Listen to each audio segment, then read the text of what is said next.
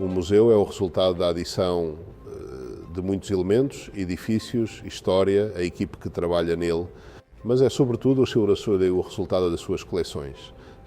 As coleções do Museu do Prado têm uma origem múltipla. No início foi a antiga coleção dos reis da Espanha, uma coleção feita nos séculos XVI, XVII, XVIII, até a inauguração do museu em 1819.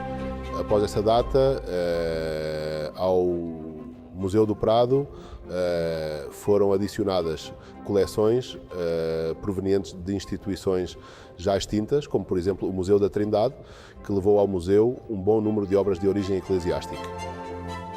Ou o Museu de Arte Moderna, que nos trouxe os acervos de pintura do final do século XIX e início do século XX.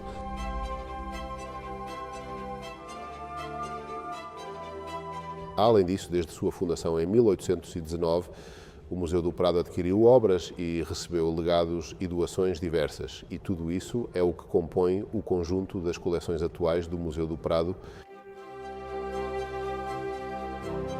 No entanto, se há um conjunto que de alguma forma define ou imprime caráter ao Museu do Prado, é a antiga coleção real. E é preciso lembrar que os reis e rainhas da Espanha não eram historiadores da arte, nem eram museólogos modernos.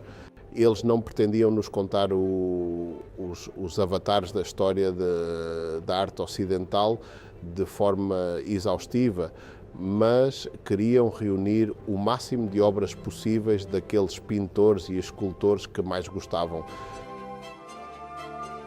Isso explica algumas das características definidoras da coleção do Museu do Prado. É uma coleção riquíssima, de qualidade extraordinária, mas é uma coleção um pouco desigual.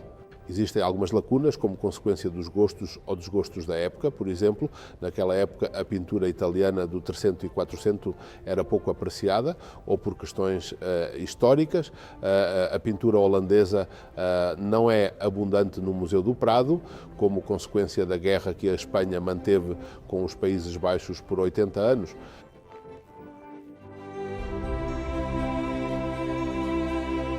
Mas também explica algo que eu acho que é o que dá força ao Prado, e é que do que temos mais do que ninguém.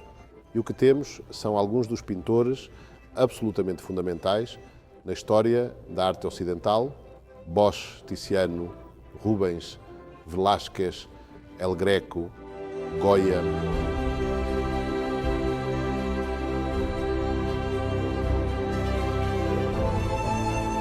O Museu do Prado possui vastas coleções que proporcionam ao visitante uma experiência imersiva que não encontrará em nenhum outro museu do mundo.